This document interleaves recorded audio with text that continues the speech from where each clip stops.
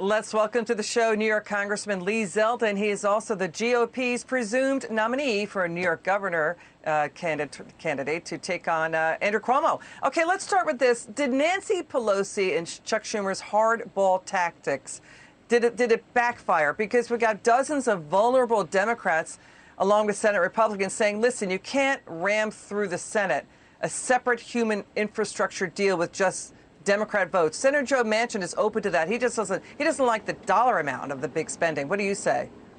So the short answer is yes, and I would add one other dynamic to it, and it's the president's way of speaking, that it showed publicly what really the behind-the-scenes play calls have been. I mean, for that to come out publicly that he won't sign one bipartisan deal without a massive far-left appeasement piece of legislation at the same moment, that ends up making the bipartisan deal start to fall apart. So I would say you're right. It's a combination between congressional and Democratic leadership, but also the mouth of the president. We also have hundreds of climate change protesters.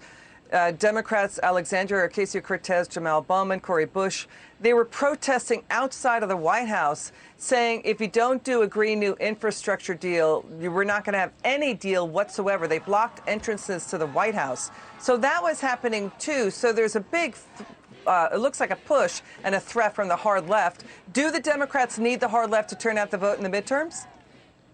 They would not have Pelosi as speaker. They would not be in the majority. It would be even that much more dysfunctional if they couldn't figure out how to keep this coalition together, because their majority is so slim in the House, and it's a 50-50 Senate. So they feel like in order to put together 218 votes for Nancy Pelosi to become Speaker this past January, they have to appease the far left. They're trying to prop up this behind-the-scenes negotiation using two left hands, in a way, the Democratic Party, that is. And for what we're all witnessing outside the front of the White House and the ridiculous demands that are being made, really not understanding the difference between the M, the B, the T of million, billion, trillion. It's all the same. Taxpayer money is monopoly, funny money, and they have the keys to the Treasury, and they don't mind using it, and it's overheating right now. So that aspect of outsized power, in some cases self-described socialists, far left members of their party, being able to have that level of influence both behind the scenes and also right in front of the White House, is resulting in a whole nother level of dysfunction, and one that is going to end up hurting them in the midterm if the Democratic Party, the rest of the Democratic Party, doesn't take any leadership, take over. There are centrists in the Democratic Party, not just inside of Congress, but all over the country, and they feel like their party is leaving that, is in many ways leaving them. They have to do something about it, and right now we're not seeing it.